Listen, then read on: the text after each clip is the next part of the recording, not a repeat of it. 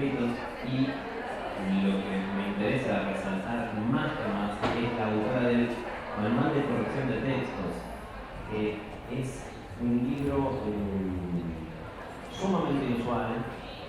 Es el único libro latinoamericano que trata más allá de la normativa, que eso sí, hay producción en diferentes países, en diferentes espacios, manuales más cortos, más breves, más largos, etc.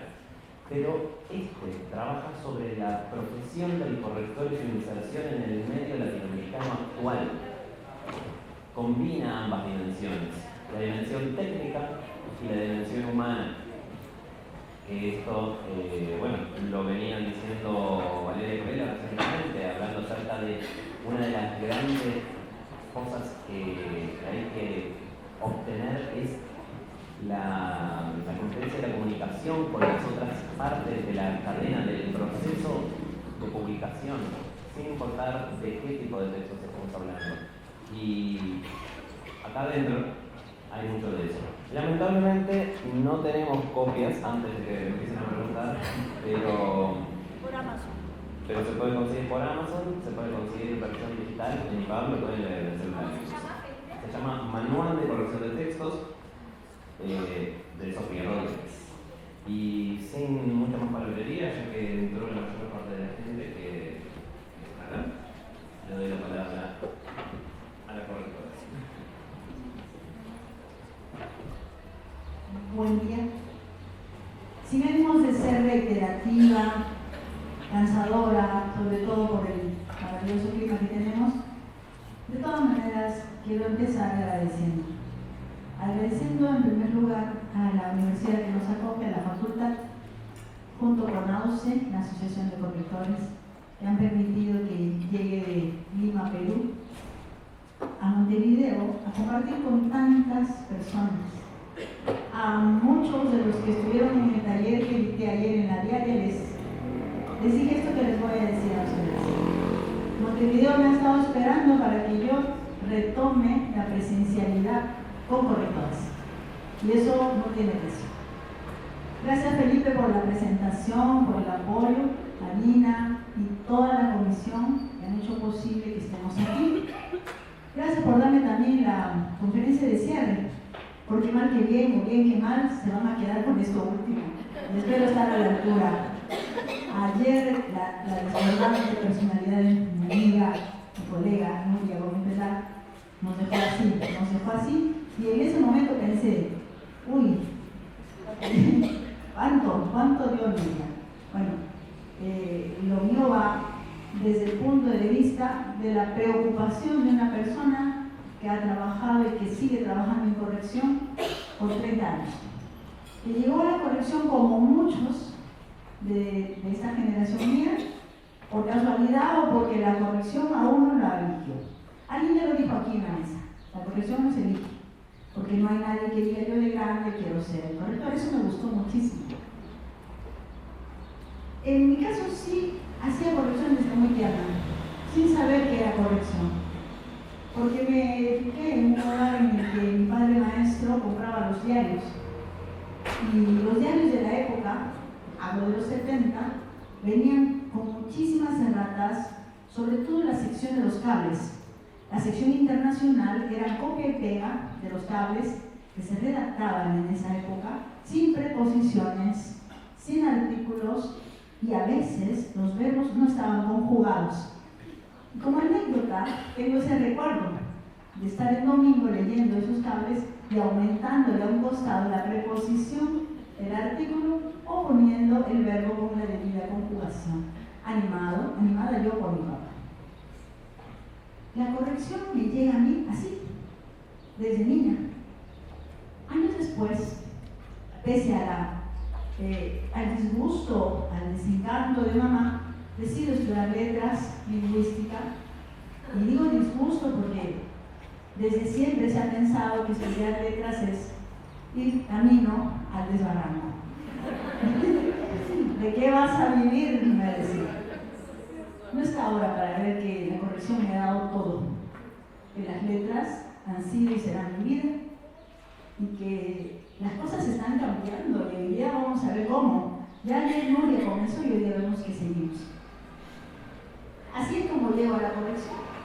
Por otra casualidad, una amiga de lingüística que yo estudié, a ella le llega una oferta laboral atractiva. Sin embargo, para ella no lo era. Y me dijo, ¿por qué no vas tú? Fue así que en 1997 llegué al diario más importante de mi país. Le llaman el Decano de América, el Comercio de Lima. Y me quedé por 13 años, cuando mi contrato era por 3 meses. Es decir, que algo habré hecho bueno, ¿no? Para quedarme. Salí en busca de nuevas oportunidades. En el diario El Comercio me formé con otros correctores, codo a codo, cara a cara, aprendiendo de ellos, y terminé capacitando a otros correctores y ayudando a muchos redactores. Ahí empecé como docente. Allí empecé escribiendo un primer blog llamado Ideas y Palabras, que tenía una cantidad de lectores que me desbordaba contestar cada comentario. Empecé con la línea editorial del periódico explicando por qué ya no se tilda solo. Ese post, aún lejano, se llamaba Más solo que un hongo. Lamentablemente todos esos materiales, con el cambio de la dirección del diario, se perdieron. Bueno, queda el recuerdo. Queda el recuerdo de la preocupación de las personas por entender, por saber qué pasó, por qué nos quitan una tilde que es nuestra, decían. Y así empezó todo. Vamos a empezar. El título de esta conferencia, que me ha ajustado yo al tiempo que me han pedido, titula La experiencia o la formación académica, el camino a la profesionalización y corrección. Vamos a hacer un breve repaso, muy breve, sobre qué somos. ¿Qué ha pasado con la profesión? Siempre han existido los correctores. Los copistas, los corrilleres, han estado siempre ha habido esa curiosidad por el lenguaje, ese afán por que todo salga perfecto, siempre ha habido ese también menosprecio por el otro que no sabe escribir o que no tiene cultura, entre comillas todo esto último. Y de esa manera hemos crecido, de esa manera hemos pasado de largo. Y acá termino con la parte de que todos los correctores eran hombres. Y no lo borré, pese a que anoche escuchamos a Nuria decirnos que no es verdad que todos eran hombres. Yo lo creía así, por eso quedó tal como yo lo puse en Lima. Y como recordarán, sí había mujeres correctoras en esos inicios, pero en la sombra. Y bueno, las cosas han cambiado. Y resulta que la mayoría de todas las jornadas, de todos los congresos, de todas las aulas a donde voy y a donde me invitan, siempre son más mujeres. Somos más mujeres. ¿Eso ha cambiado? Claro. Hay muchos cambios más. Con Gutenberg, ese señor que parece que está medio regordeto ahí, cambió mucho. A eso le llamamos la primera gran revolución en la corrección. Porque antes de Gutenberg se corregía como uno podía, con señas, con trazos, con códigos, en fin, cantando, llamándole uno al otro para que el otro entienda y anote y el otro confirme que se habían hecho el cambio. De Gutenberg a la fecha ha corrido mucha agua, ¿verdad? Mucha agua. Y la segunda gran revolución nos ha tocado a la mayoría de los presentes, no a los jóvenes, pero sí a la mayoría. Cuando sentimos la amenaza de Internet, te va a quitar tu trabajo. No nos quitó y estamos aquí. Somos testigos de que la tecnología no nos ha sacado del mercado y más bien nos seguimos adaptando a nuevas formas de trabajar.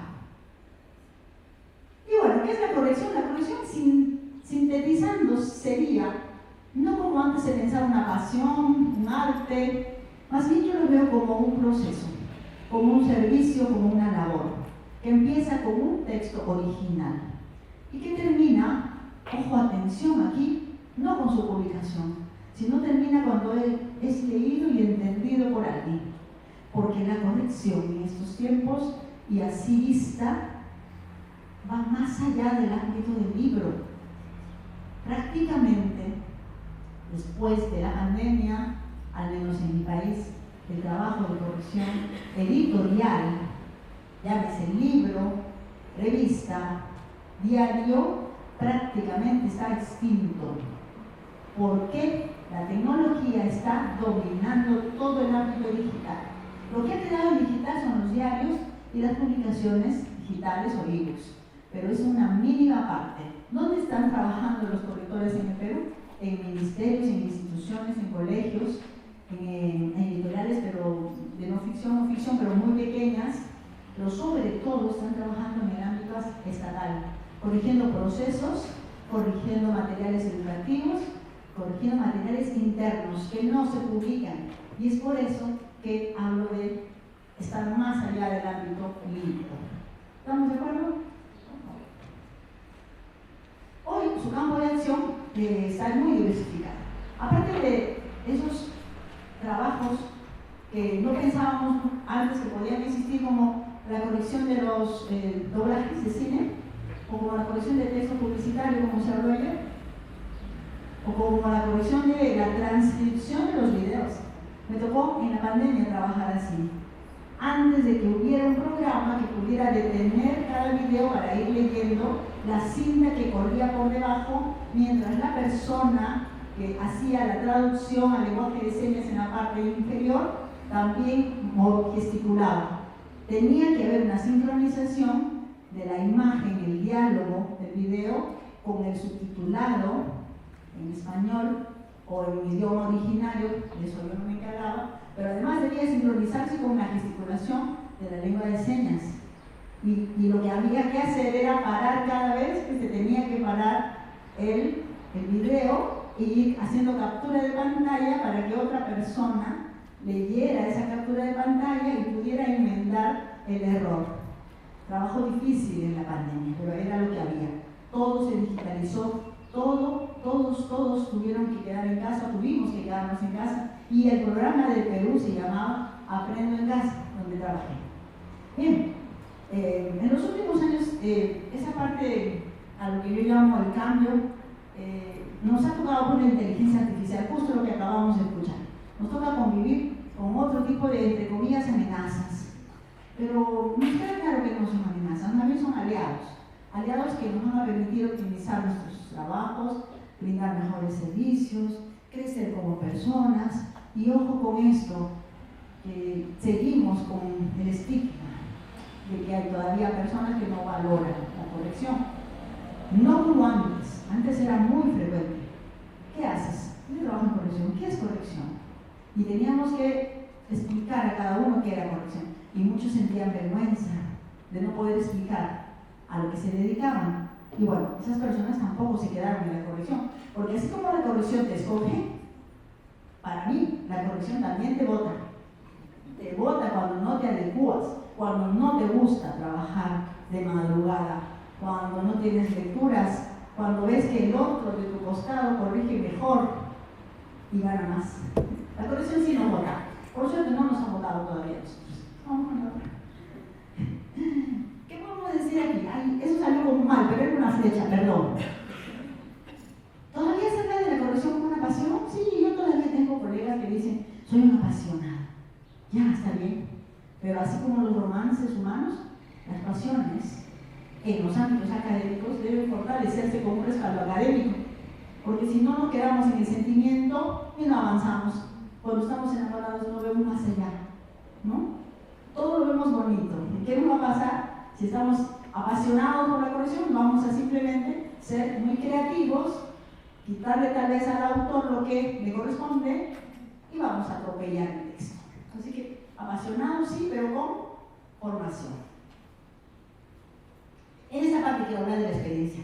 Antes de pasar a la siguiente lámina, la experiencia entendida como una experiencia productiva, no como esas personas que, según ellas, tienen 20 años en la corrección y tienen una hoja de vida que da pena.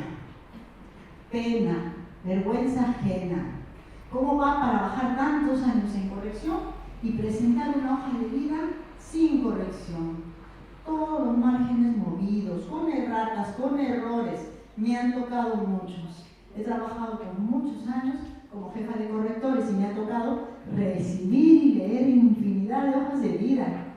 y a qué llegué, a descartar a la persona que me hacía llegar una hoja de vida con errores, porque un corrector no puede mandar una hoja de vida con errores ni erratas o con un Word mal hecho. Esa persona, aunque me diga que ha trabajado 20 años, yo no le creo, porque no es una experiencia acumulada, productiva. ¿Se entiende? Ahora sí vamos a ver lo siguiente. Hasta hace poco los correctores, ya les decía, trabajaban como podían, ¿no?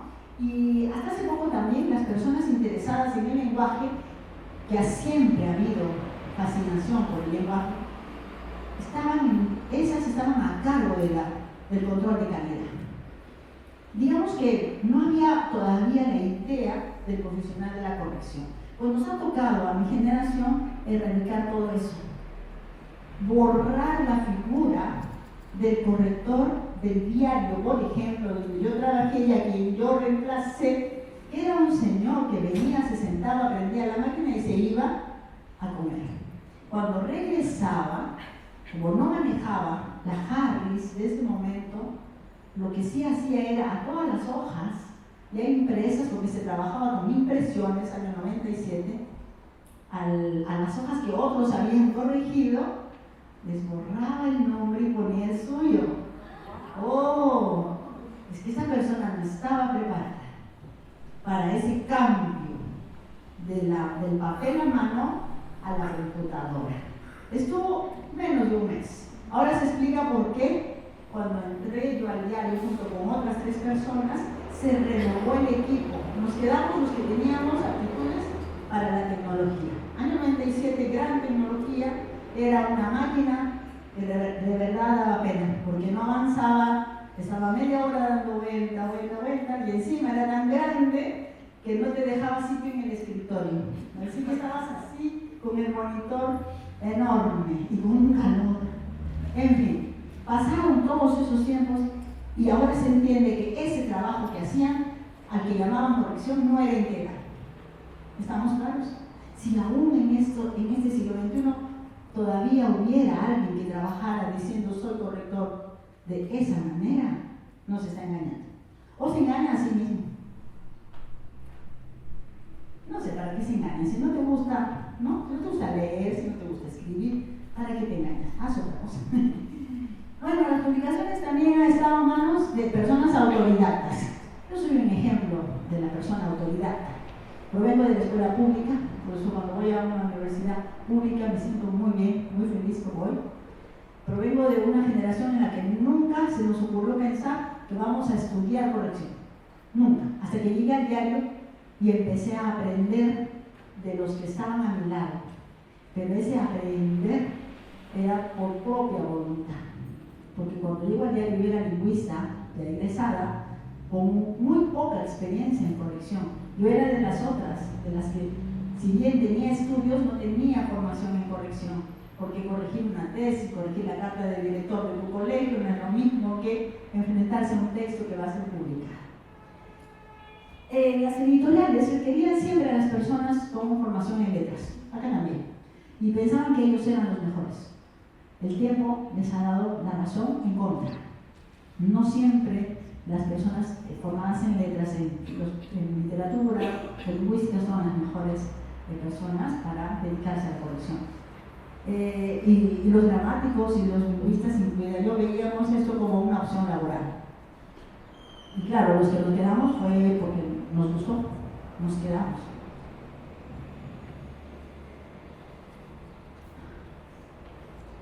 Oye, del lado del contratante existía ese mito, ¿no? El mito que ya casi se ha extinguido, que espero que desaparezca para siempre.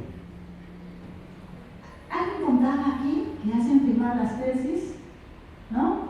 Para que después de que alguien revisa la tesis, la facultad apruebe, siempre y cuando tenga la firma de un filólogo. Pues eso todavía está existiendo. Hay todavía la idea de que el filólogo, el lingüista, el gramático es el que puede corregir. Con nuestro trabajo estamos demostrando que no siempre es así. También, y esto es mío, esto no tiene cita, pienso que antes aprendíamos haciendo, aprendíamos equivocándonos. Me equivoqué mucho. Año 97, las primeras Olimpiadas que me tocaron a mí en la portada del diario, lo habían descrito Olimpiadas como la norma americana. Y yo fui al diccionario de esa época en el que se registraba solamente Olimpiadas con tilde, Olimpíadas, y lo cambié. Y me fui feliz a dormir y al día siguiente me cayó la gorda. ¿Por qué tildaste Olimpíadas? Porque era ignorante en ese momento. No conocía la norma, me fijaba solamente en el diccionario y dije, no, esto no me vuelve a pasar. No me vuelven a llamar la atención porque tengo que estudiar. Si me quiero quedar aquí, aparte, yo necesitaba el trabajo. Si no me quedaba, era volver al colegio.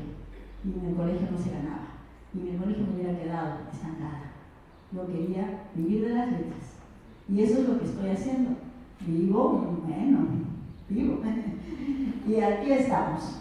En esas décadas, ¿sí? En esas décadas aprendíamos solos, aprendíamos del otro. ¿Cuál será el cambio? Gracias, María.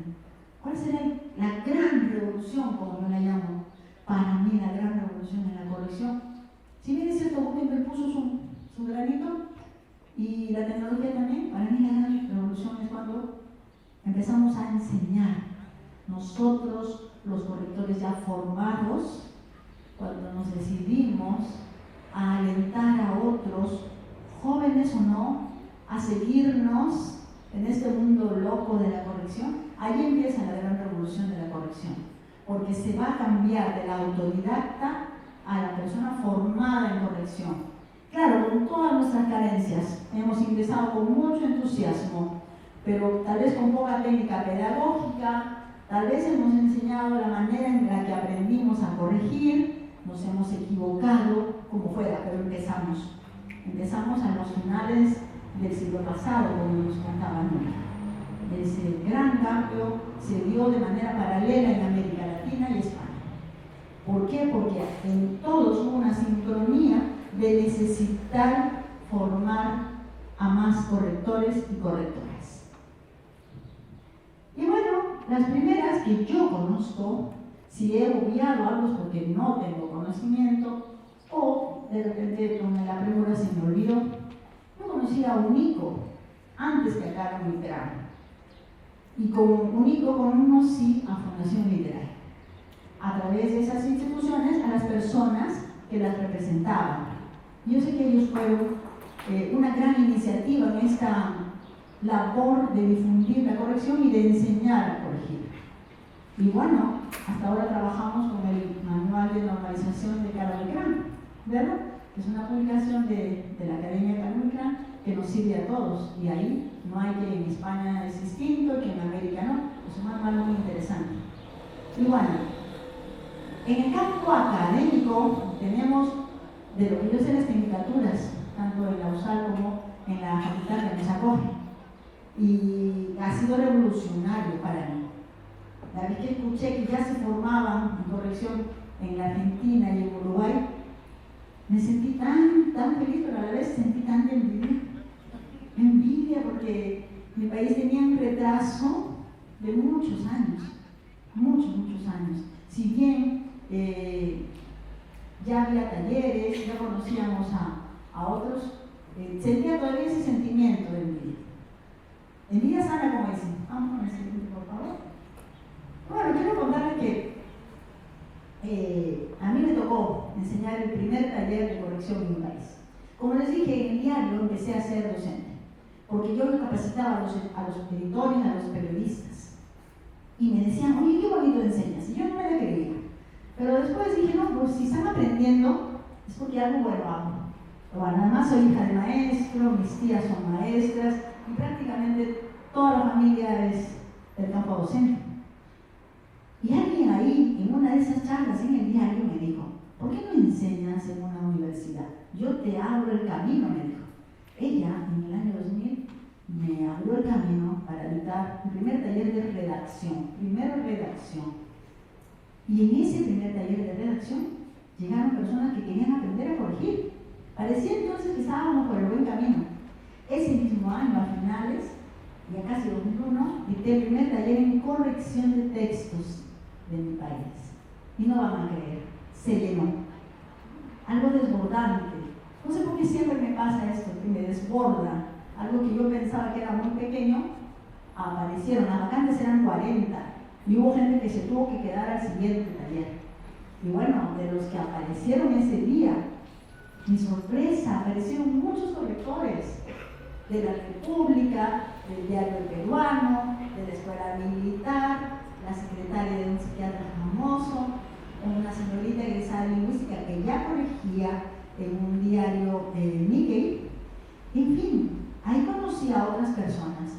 Me seguí quedando en esa universidad dictando año a año, y en esos años conocí a los que serían mis compañeros para fundar la Asociación de Correctores. Porque en esos talleres salía esto de decir, pero ¿por qué nuestra profesión está tan degradada? ¿Cómo haremos para ganar más? Y había ese ímpetu por capacitarse, por ser mejor. Esos talleres de 2000 a 2008, 2007, por ahí, fueron el inicio, acá en Lima. Ya el inicio fue en otros lugares, ¿no? Pero bueno, ¿cómo empiezo en la corrección? Teniendo claro que yo quería que se valorara la profesión, teniendo claro que deseaba capacitar a los correctores, porque en esos momentos los correctores que fueron a mi taller no tenían los conocimientos necesarios, corregían, pero no de manera integral. Llegaron también los que pensaban que la corrección era solo ortografía, y ahí se empezaban a sorprender. ¿Por qué corriges sintaxis? ¿Por qué cambias el párrafo? Eran esas las dudas a principios del milenio, ¿no? Parece que hubiera pasado tanto tiempo, pero no. Estamos hablando de hace poco. Y es que la corrección ha corrido muchísimo. Otro de los intereses era eliminar para siempre. Estamos locos, ¿saben? Pero eliminar para siempre esa idea de que la RAE es la única que puede decir cómo escribimos. No solo cómo hablamos. La RAE, mucha gente cree que la RAE es la única que nos puede decir cómo hacer. Mis talleres eran para justamente desmitificar eso, no porque estuviera en franco enfrentamiento a la RAE, no, sino porque hay otros textos que uno trabaja y uno corrige para los cuales la RAE no nos sirve. Y bueno, el otro asunto era que no sabían responder por su trabajo. Y había todavía los que trabajaban en corrección y tenían vergüenza, o simplemente cambiaban por cambiar. Eso era una señal de falta de capacitación. Esa era una señal de falta de autoestima. Entonces la autoestima se levanta con el conocimiento. He tenido conocimiento de la presentación de María del Pilar Cobo y de verdad me he emocionado, por eso lo he puesto. Gracias a Cal, que invitó a María Pilar Cobo a las jornadas que hubo en febrero. María Pilar nos lleva unas cifras ahí en lila, pues resulta que en estos años, no sé cómo ni cuándo, tenemos estas cifras. Año 2025, 50 cursos en corrección, ¿no? 12 países, ya no solamente Argentina, Uruguay y España, 12 países. Y tenemos dos modalidades o dos plataformas. La virtual, como ya sabemos, a raíz de que comenzó, se ha ido quedando. Y además eso facilita mucho la capacitación interregional, porque no siempre vamos a estar presentes. Y la otra es la presencial. Vamos. No siempre hemos, hasta ahora no nos hemos preocupado por analizar esos sílabos, esos contenidos. No es la prioridad ahorita porque todo es muy vertiginoso, todo es muy rápido. Ya habrá momento, ¿no?, de sentarnos a evaluar cada sílabo, cada contenido, a saber qué están enseñando en esos 12 países. Pero vale, lo que importa ahora es que se está enseñando a corregir. Y bueno, les dejo esto. Es solo el inicio, pues el desarrollo de la correctología nos abre muchísimo campo. ¿Para qué? Para investigar, para publicar, porque necesitamos que nuestros estudiantes se formen con nuestra experiencia publicada en una nota de clase, en un artículo científico, en un libro, en un PDF, en estas conferencias que nos reúnen en los congresos, en fin, debemos nutrirnos y con las publicaciones lo vamos a hacer. Y vamos a lograr que la corrección perdure en el tiempo y que el nivel académico también se eleve. ¿Estamos de acuerdo? ¿Están de acuerdo? Bueno, está en todos nosotros seguir publicando. Avanzamos, por favor. ¿Cómo llegamos a la profesionalización? ¿Con formación o con experiencia? ¿Qué piensan? Ambas, porque ya les adelanté que la experiencia no siempre es sustentada. Bueno, profesionalizar en suma abarca muchos verbos. Yo he traído algunos. Uno es destacarla. Lo estamos logrando. Estamos destacando la profesión como clave para lograr la claridad de los textos. Y acá nos estamos apoyando en el lenguaje claro, que es un movimiento mundial que también nos compete. Por eso en esta jornada hubo lenguaje claro. ¿Qué más? Darle el lugar que merece al proceso de producción, ¿no? Y reconocer que la corrección es imprescindible en ese proceso. Y dice que no pongo el proceso editorial, en cualquier proceso. Posicionar a la corrección como una profesión que ejercen personas capacitadas y con experiencia. Vamos a ver por qué hablo de esto, porque no siempre el estar capacitada o capacitado es garantía. Desterrar la idea de que se trata de una labor improvisada. Todos recordarán ese penoso episodio de que la corrección es una changa, un cachuelo, ¿no? Y todas esas palabras que equivalen a decir un trabajo menor, un trabajo que se puede hacer, aunque no sepas nada, lo puedes hacer, ¿no? Como manejar el taxi. Si tienes brevete puedes ser taxista, y no es verdad, porque la profesión de taxista implica muchas otras cualidades que no van a tener todas las personas que tengan la licencia de conducir. Profesionalizar es formarnos, es asumir que nunca terminaremos de estudiar. Profesionalizarnos es tener criterios editoriales claros, aplicar normas según el formato, no la norma por la norma. Entender la intención comunicativa. Miren cuánto necesitamos. Utilizar herramientas tecnológicas, libros, bibliografía, actuar con ética, no alterar los contenidos. Ya no hay más ese corrector del cerco de Lisboa. ¿Se acuerdan? Pues el señor estaba tan aburrido que dijo, qué aburrido, en vez de no voy a poner sí, o en vez de sí voy a poner no, y cambió la historia. Nosotros no podemos cambiar nada que implique contenido. ¿Por qué? Porque si no somos las personas más inmorales de este mundo. ¿Que nos va a pasar por falta de experiencia? Sí. Porque asume uno que tal vez se equivocó el autor, mejor lo cambio, error, porque a veces el autor no se equivocó. Vaya a ser como esa joven que me cambió el nombre de un presidente del Perú por otra persona. ¿Sí? Resulta que le llega una noticia de un homenaje, y como ella no conocía al presidente, simplemente cambió a lo que ella conocía. El señor era Remigio Morales Bermúdez, y su hijo también fue presidente, Francisco Morales Bermúdez. Y cuando yo le digo qué pasó, ay, que yo no había nacido en ese tiempo. Ay, por Dios, me dio el ataque. Claro, en ese momento yo era la coordinadora, y a quien le cayó, la torta fue a mí. Entonces, este tipo de personas que no han vivido en esa época evidencia que no se van a quedar en la corrección. Porque no hubo ese afán de investigación, porque no quiso formarse, no le interesa más nada. Valorar el trabajo es cobrar lo justo. Todavía vamos a luchar contra eso, ¿no? Todavía en mi país hay personas que presentan presupuestos que para mí es justo un costo. Pues ellos dicen, ¿quién dio esa cifra para yo ofrecer menos? Y bueno, que lo hagan, pero que lo hagan bien. El asunto es que cuando hay tendencia a la baja en la tarifa, nos perjudicamos todos. No puede ser que alguien cobre 10 soles, ¿sí? 10 soles de la página, que son prácticamente $3 por una página, cuando la SOPERU recomienda 20 soles, es decir, el doble.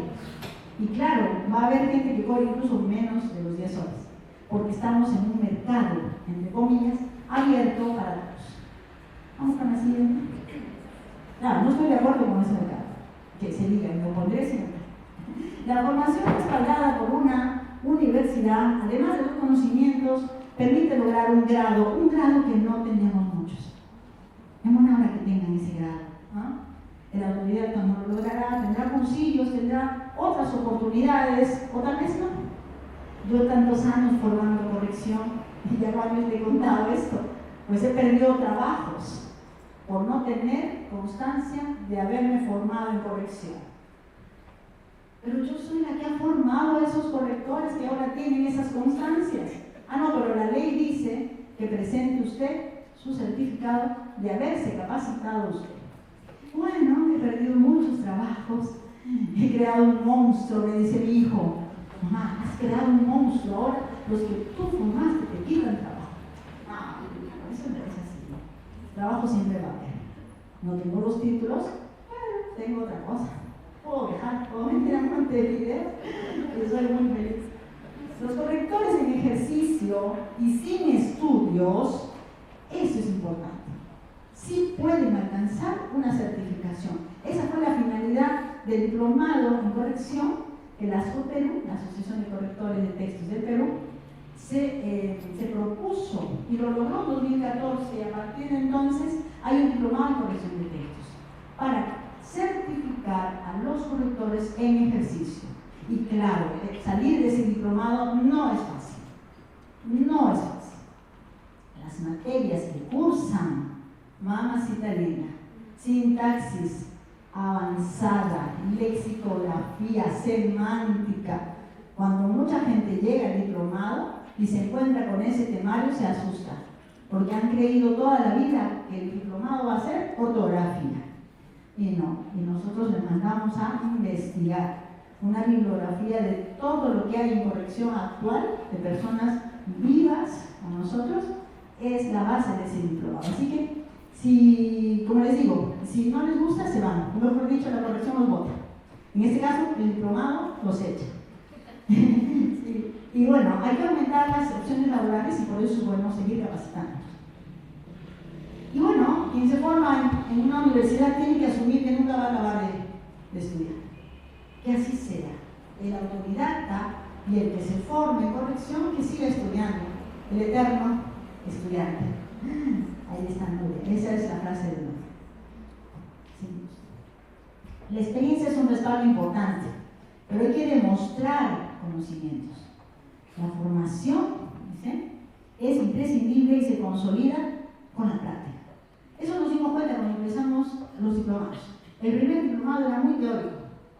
Los correctores que salían no tenían ni idea de nada. No sabían qué era texto, no distinguían un texto jurídico ni un texto académico. Un caos. Nos sirvió de experiencia para cambiar y adecuar a las necesidades reales. Actualmente tenemos 300 horas de formación técnica y 300 horas de práctica en el diplomado. Por eso les decía que el diplomado los bota. 300 horas de práctica. Seguimos, por favor. La formación o la experiencia. Yo tengo varios casos, muchísimos. Creo que el próximo libro que escriba, Felipe, va a ser sobre casos de la vida real. O como alguien en las cuales me sugirió, lo que callamos los correctores. Casos que llegan a mí de varios canales, por varios canales. Algunos me pasan a mí, porque vamos, o sea, estamos en una etapa en que la corrección todavía no está sustentada, todavía hay mucha ignorancia, como hemos visto, todavía creen que somos ponedores de tildes nada más, en fin. He escogido estos 4 porque me dan la pauta para analizar si la formación o la experiencia son más o menos caminos para llegar a la profesionalización. Primer caso, tomar decisiones. ¿Qué significa tomar decisiones? Tener una norma, tener una manera de trabajar. Si estamos en un equipo, ordenarnos. No puede ser que un corrector haga de una manera, la otra haga como le da la gana, la otra no trabaja, el otro firma el trabajo de otro. Tomar decisiones implica estar en un equipo de trabajo, ¿sí?, que pueda resolver casos como este. Pues resulta que una persona en el editorial, no necesariamente corrector ni editor, se le ocurre un día leer a Marías. Javier Marías, abiertamente opuesto a la RAE, en un artículo dice, ¿qué es una guachafada? Dijo, no, que es es un atropello de la RAE querer homologar la escritura de todos los prefijos. Vaya, cualquiera le cree, si no ha estudiado un poquito, ¿no? Pues bien, esa persona que lee a Marías llega un día a la editorial y dice, ¿por qué tenemos que juntar ex? Marías dice que no se puede leer ex secretario, que tenemos que quitar la S o la C o la X, perdón. Y todo el mundo lo miraba. Y entonces una correctora, ¿seguimos? Una correctora molesta a ella y dice, no podemos hacer eso. Marías no está bien, hay que hacer caso a la norma es la norma. Y se va. No argumenta, no hace nada más y dice la norma y se va. Entonces en ese momento yo digo, ¿pero qué? ¿De qué norma está hablando? ¿No? ¿Por qué no da lugar a que siquiera conversemos un poquito de la norma? Pues bien, esta persona es egresada de mi diplomado, para que vean. Entonces, como la señora se molesta, se va, aparece otra persona. La otra persona es un señor con mucha experiencia, 20 años. Y este señor se pone a reflexionar y dice, no podemos ir contra la ortografía. Además, la pronunciación. Tiene razón Marías en que la pronunciación debe tomarse en cuenta para la ortografía. Ay, señor, tendrás 20 años de experiencia, pero no has estudiado, no tienes criterios académicos. ¿Con qué respaldo nos dijo eso? No hay forma. Este señor opina que hay que mantener el prefijo ex separado en todos los casos. Y otra señora le dice, ¿solo ex o todos? No, solo ex separado. Ya, terminó ahí, el señor se va. Al final viene la solución. La tercera persona, que no fui yo, fue otra, le da una cátedra a ese que quedó porque la otra se fue. Y le dice, ¿no? Tantos años para posicionar una forma de escribir. Es cierto, tal vez la RAE no está tan bien encaminada. Pero ¿qué va a pasar si retrocedemos? ¿No será una pérdida de tiempo? La persona esta tiene experiencia y también tiene capacitación. Su opinión, optar por lo que propone Marías es simplemente un retroceso. Fin del asunto. El editor lo escuchó y seguimos con la norma del ex. Porque además, la secuencia de las letras, las grafías a las que se refiere Marías, XS, no es verdad que no haya esa posibilidad en español, porque la palabra prefijada sí acepta. Entonces, se acabó el caso 1. ¿Qué opinan? Caso 2. Ahí está la solución, eso es lo que yo acabo de explicar, háganlo nomás. Y vemos que la experiencia no siempre es la solución. A ver, ahí sí deja. Voy a ver un ratito el reloj. Lo dejé muy lejos. La experiencia en realidad ayuda, pero acompañada siempre de la formación. Vamos con el caso 2, a ver si les interesa un poquitín. Háganlo nomás, es todo lo que he dicho. Problema no resuelto. Un problema no resuelto. Regresa por favor, que ya está. Los límites de la corrección. Ahora sí. ¿Qué pasa cuando alguien con experiencia o alguien con formación lee un aviso como este? ¿Eres corrector o correctora? Si tienes formación en tu especialidad, ni siquiera dicen qué, y muchas ganas de pertenecer a una empresa sólida, envía tu hoja de vida a. Y bueno, se produce el siguiente diálogo textual, copiado de un correo electrónico. Veo que tienes veo que eres del tercio superior, le dice. Necesitamos un corrector que nos apoye, y aquí los límites, en la revisión de los textos, en la redacción de las notas, porque siempre estamos desbordados, nos faltan manos. Y además que de paso hagas una guía de estilo. La respuesta me encantó. Pues le dice, no me parece que se incluyan tantas responsabilidades. Y la otra persona le dice, pero el sueldo es superior al promedio. Y la otra persona, el corrector, dice, bueno, yo asumo la corrección. Puedo redactar, sí, me das otro costo adicional, porque el sueldo que estaba ofreciendo para la corrección era muy bajo. Y aquí el estilo es otro contrato, y además tiene que guiarnos un especialista. fin del diálogo, fin de la entrevista, nunca más lo digo. Entonces, aquí es que hay que enseñarles a nuestros jóvenes estudiantes a que sepan cuáles son los límites. No podemos hacer todo en todo. Otra cosa distinta es que nos acostumbremos o asumamos que la labor va a ser integral, que vamos a redactar solapas, que vamos a hacer el prólogo. Me toca toda la vida, me toca hacer la introducción y el prólogo. Nunca me mandan un libro con prólogo e introducción. Y bueno, ya como nos hemos familiarizado tanto con el texto, lo podemos hacer. Pero ya en el colmo de los colmos, me pasó una vez que me dicen, tienes que hacer también el discurso del director. Wow. Y yo al director no lo conozco. No, pero ya, puedo hacerlo, la introducción, el prólogo, puedo cambiar la solapa, te miro la nota de prensa, todo. Pero el director te va a llamar y te va a decir qué quiere. Bueno, ya, me estaban pagando muy bien. Señor director, no sabía nada de la publicación, todo eso lo tuve que hacer. Finalmente lo hice, todo el mundo aplaudió al director. Y bueno, me pusieron mi crédito. Y mi crédito salió corrección de estilo, no, corrección de textos y cuidado de edición. Bueno, ya me siento bien. Muy bien. Esa es la solución del caso. Los correctores intuitivos o sin formación todavía permiten los atropellos. No solo tarifas ínfimas, sino atropellos, engaños. Así como este caso que es real, me han tocado muchísimos. Personas que llegan a una oficina a corregir y también tienen que atender en ventanilla porque nos faltan manos. Y entonces la persona intuitiva, recién formada, acepta, porque hay que aceptar todo lo que nos dicen que hagamos, porque estamos pagando piso. ¿Se entiende pagando piso acá también? Sí, pues ¿cuánto tiempo vas a pagar piso? ¿Un año, 2 años, 3 años, 5 años? ¿Casado con hijos sigues pagando piso? No, tenemos que enseñar a nuestros estudiantes a que se respeten para que los respeten. Tercer caso, la actualización en tecnología. Este es para llorar, ¿eh? Vamos a ver, para llorar y totalmente real. Mi esposo aquí presente es testigo de cómo me ha hecho sufrir esta persona. Bueno, los nombres están muy guardados. Resulta que yo era editor en jefe de una revista y tenía todos mis correctores en remoto. No había sitio en esa casa alquilada. Todos se entregaban menos una persona.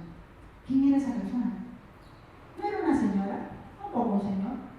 No importa eso. Lo que interesa es que se demoraba mucho y nuestro diálogo es: ¿cómo es tu proceso? Yo primero leo. No, primero imprimo. Tiene impresora en casa. Y las notas de 14 páginas, las imprimes también, todo lo imprimo. Ahí leo, ahí hago mi marca con rojo, vuelvo a leer, con razón se demoraba tanto. Y recién ahí ingreso mis correcciones al Word. Con razón se demoraba tanto. Pero no puedes corregir así, estamos en una situación vertiginosa, te demoras mucho, pero mi margen de error es mínimo. Eso ya lo puse, me contestó. Pues bueno, vamos a tener que cambiar, porque no puede ser que los otros produzcan. Teníamos muchas revistas a la vez, entonces yo no podía esperar a que esta persona terminara de imprimir e ingresar sus cambios para cerrar mi edición. Bueno, el resultado es que finalmente se tuvo que prescindir de él. Yo les puse una pregunta ahí, pero no hay tiempo para la interacción. Cualquiera creo que hubiera hecho eso, no me he sentido mal. Lo malo fue que también a mí me corrieron. Tampoco me renovaron el contrato porque no pude optimizar. Tenía personas que no estaban a la altura. También tenía editores y escritores que eran de esos que contó alguien aquí, que mientras yo escribo, tú corriges. Malo. Nunca se debe hacer eso. Yo acepté eso porque tenía 4 revistas paralelamente, 100 páginas cada uno, muchos escritores, muchos estilos, nadie hacía caso a la norma que teníamos en las revistas, escribían de cualquier manera. Entonces, mis 2 años fueron una experiencia grata al principio, pero después desoladora. Pero de todo eso se aprende. Muy bien, antes de internet, ¿qué hacían los correctores? Todos hemos corregido a mano y en papel. La mayoría de ustedes no. Lo que sí es que con la tecnología es imprescindible actualizarse. Esa persona que imprimía estaba totalmente desfasada, ¿sí o no? Y tal vez hay alguien que todavía imprime y estoy hiriendo susceptibilidades. Además el papel cuesta mucho. Vamos con el siguiente caso. Cuarto y último caso. Bueno, hubiera querido traer más, pero tendríamos para toda la tarde del sábado, hubiera mucho. La conexión desvirtuada. Es muy frecuente, pero muy frecuente, que pasen casos como estos dos jóvenes. Sueldo mínimo vital en el Perú actualmente es de $300. En esa época eran mucho menos. Han pasado solamente del 19 ahora, han pasado 5 años. Bueno, la situación es así. Una escuela preuniversitaria, no sé si acá se entiende eso, no es un colegio simple, es un colegio que además los prepara para la universidad. Y tienen muchas horas de práctica, muchos cuadernillos. Y tenían a 2 correctores jóvenes corrigiendo todas las semanas para, ¿cuántas materias? 8, ¿no? Para 7 o 8 materias, cuadernillos de 35 a 45 páginas. Mucho material para 2 personas. ¿Qué pasó un buen día? Un buen día salió un post que alertó a todo el mundo. Padres de familia se quejaban de errores. Hay errores en los cuadernillos de nuestros hijos.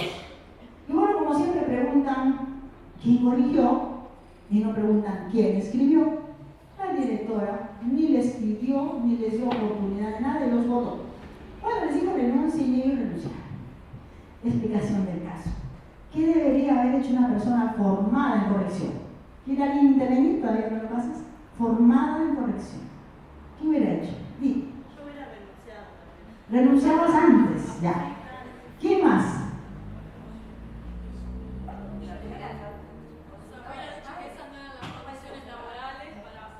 Ella no hubiera aceptado. ¿Alguien más? ¿Y si no tenía para pagar la luz ese mes? Ahí hay mucho por conversar. ¿Quién es su novicio? ¿Cuáles eran los errores? Ahí está. Ustedes saben, y lo dije ayer en el taller con mucho desenfado y lo vuelvo a decir. No existe el texto perfecto. Pero si hay un error, por lo menos seamos coherentes con el error. Ya está. ¿Qué pasa si nos presionan para escribir solo con tilde? Lo escribo solo con tilde, pero siempre lo escribo igual. Lo peor que puede pasar es que aparezca una sí, una no, una sí, una no. Entonces, ¿a qué voy? A que la persona que trabaja en corrección debe estar absolutamente preparada, segura para hacer su descargo. No renuncio. Espero, le digo qué pasa, cuáles son los errores. Y resulta que estaba muy bien, Mauricio, porque los errores en su mayoría eran la tilde de guión y la tilde de solo. Siempre va a suceder eso. Ay, ¿desde cuándo lo cambiaron?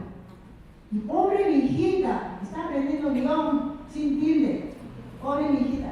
¿Qué hago? Hago un post, una copia, publico, embargo, hago que renuncien las personas, por más mísero que haya sido el sueldo, ha perjudicado a las personas, ese padre o esos padres de familia. Tenemos que hacerlo profesionales, con experiencia, adelantarnos a lo que va a pasar, poner las normas claras. Oiga usted, directora, no puedo corregir con mi colega 35 a 45, digamos 40 páginas por 8 materias. No puedo. Semanalmente me quedo sin sábado, sin domingo, desde las 7 de la mañana hasta las 10 de la noche. Esto no es vida para mí. Hagamos algo, traiga a otra persona, hagamos un equipo de trabajo, sigue pagando, no lo mismo, si no te alcanza, pero traiga a otra persona. No, si acepta bien, si no acepta ya me voy. Pero lo más importante aquí es tener esa seguridad. Eso es lo que queremos cuando enseñamos a corregir. Que nuestros estudiantes no sientan esa inseguridad, que no se asusten cuando les diga, ha habido un error en tu trabajo. Sí, puede haber un error, todos somos humanos, me equivoco. Yo me equivoqué a veces, puse tilde en Amazonía. No, puse tilde en Olimpiadas. Me equivoqué, pero aprendí y asumí. Y eso es lo que he venido a contar. En estos 4 años posteriores a la pandemia he seguido trabajando y he seguido recibiendo infinidad de correos que han alimentado mi primera publicación de 2017, que presentó gentilmente Felipe aquí presente. Esa publicación es alimentada básicamente por correos electrónicos, por cartas, por mensajes de Facebook en los que me hacían consultas o me contaban sus penas los correctores. ¿Por qué? Como yo tenía el blog que les he contado, en el comercio del 2008 al 2011, cuando me retiré, el blog se quedó, nunca más lo movieron y cuando vino una nueva directiva lo votaron. Bueno, yo recuperé algunos de esos posts y sobre todo los comentarios, y con esos comentarios enriquecí mi publicación. Y bueno, después de la pandemia, con el trabajo remoto, tengo más. Entonces, ya saben, mi próxima publicación todavía no sé si será el título definitivo, lo que callamos los correctores, porque así me dicen los socios, así se puede llamar tu libro. Me parece que es oportunidad, ya veremos. En base a experiencia se puede resolver y la formación es lo que va a coronar esa experiencia. Los invito a seguir estudiando, a seguir capacitándonos. Nunca jamás les voy a decir estudien, les voy a decir siempre estudiemos. Nunca les voy a decir publique, siempre les diré publiquemos. Y sigamos en esta profesión que nos ha elegido y que todavía no nos vota y no nos votará ya, porque estamos muy asentados. Y les reitero mi agradecimiento a la comisión por haberme permitido expresarme en esta hora, que ya casi llegamos. Y si alguien quiere hacer un comentario, habrá tiempo, Felipe. Muchísimas gracias a todos.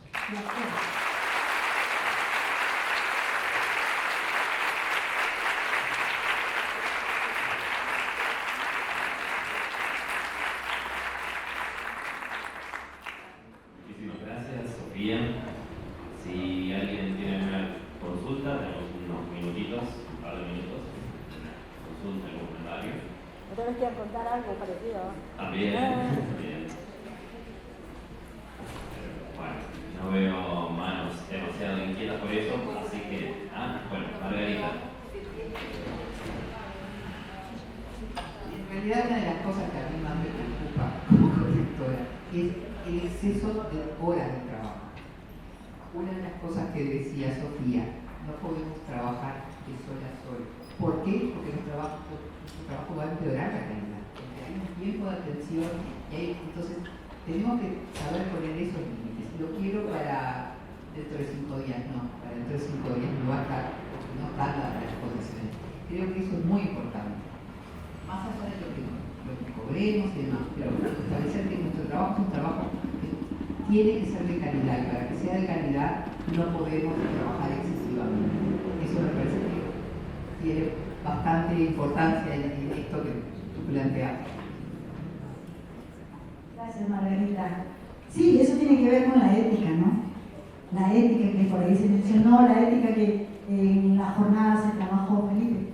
¿Por qué decimos sí cuando es no? Es como una persona que se compromete contigo a un trabajo de pintura, de lo que fuera, y te dice el sábado a las 8 llego, y no llega. Y no llega, y no escribe, y nada, y viene todo apurado y hace un mal trabajo. ¿Da ganas de pagarle a esa persona? No. ¿Da ganas de volver a contratar? No, porque hay que hablar, hay que tener esa ética y ese valor para decir, no puedo. No puedo. Busca a alguien que lo haga. ¿Alguien más? Para enganchar con este tema, simplemente, sí, alguien más o alguien, o el trabajo de equipo. Yo conozco que, de hecho, veo entre algunos de los asistentes que tenemos colegas que sé que trabajan en equipo, en tándem, particularmente cuando tienen que enfrentarse a textos de 1 millón, 2 millones de caracteres para entregar en plazo de 1 mes, 2 meses, y trabajan de 2 o incluso de 3 personas. Eso requiere, de hecho, estuvo la mesa acerca de trabajar en equipo. Hay muchas maneras, pero también es un gran desafío cuando trabajamos de manera independiente para todos, porque somos nosotros mismos quienes nos fijamos nuestros horarios y comparto plenamente esa gran diferencia. Muchas gracias, Sofía, Gracias a por ustedes. esto. Estoy muy agradecida.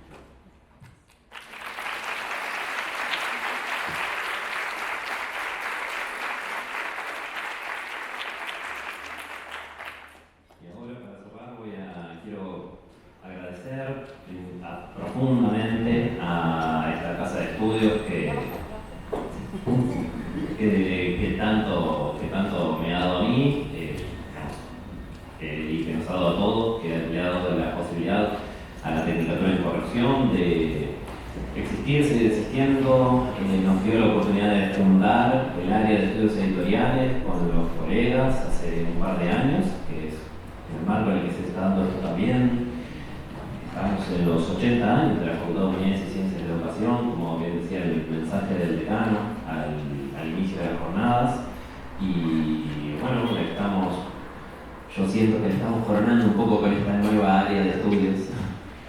En gran felicidad. También quiero agradecer profundamente a todos los ponentes, los que estuvieron aquí y los que enviaron sus videos y participaron desde lejos. Varios de ellos los conocí en el ciclo anterior, que son oportunidades excelentes en Ecuador, en el Congreso de Correctores, Internacional de Correctores. Estos espacios son extremadamente importantes para lograr hacer estos vínculos, para emocionarnos, para ver que es posible armar estas cosas, para saber que hay interés, para ver que de repente tenemos un salón de estos lleno. Gente de hecho, de saber que les voy a pedir que se paren para sacar una foto. Quiero agradecer mucho también a los moderadores de cada una de las mesas y a Margarita como moderadora del panel de lenguaje claro, que cada uno de ellos se encargó de coordinar cada uno de los espacios en las diversas mesas. Quiero agradecer a los compañeros de la organización y a los compañeros del comité académico, muy especialmente a los compañeros de la organización que pusieron de su tiempo, que tuvieron su autonomía, que pusieron sus horas, trajeron su expertise de trabajos anteriores, de darnos cuenta en el borde de la olla antes de que se derramaran los asuntos. Estoy muy satisfecho con cómo todo está salido, muy feliz. Les agradezco muchísimo por haberme aquí. Por supuesto, a las invitadas internacionales también, tomarse el trabajo de venir, de atendernos, de formar parte de esta celebración, que es lo que es a fin de cuentas. Y quiero pensar hacia adelante, específicamente, pensando mucho en lo que señalaba hoy Valeria y ayer de noche Nuria, la importancia de este lugar de la asesoría textual, de la asesoría lingüística, más allá también lo que venía diciendo Sofía, que va mucho más allá de la ortografía, de la ortotipografía. Esa cuchara que metemos en los temas, en la cohesión total, en la macrosintaxis, en la lingüística del texto, hay muchas cosas que nos faltan por estudiar en la TUCE propiamente y que nos falta por generar cursos de educación permanente, cursos mismo dentro de AUCE, podemos explorarlo. Hay espacios, como digo, macrosintaxis, lingüística del texto, inteligencia artificial, lenguaje claro, son áreas de formación que acá en Uruguay nosotros correctores no las tenemos profundizadas y es un gran debe, tanto para la Facultad de Humanidades como para AUCE. Y en realidad AUCE es un colectivo. AUCE no es una institución que está ahí y hace cosas. Somos los socios, somos los que lo construimos. Igual, no voy a seguir dando tantas vueltas. Les agradezco muchísimo por estar acá y ahora les pido que si se pueden poner de pie para ocupar un poquito más de espacio y arrimarse a los que están en las salas hacia el centro.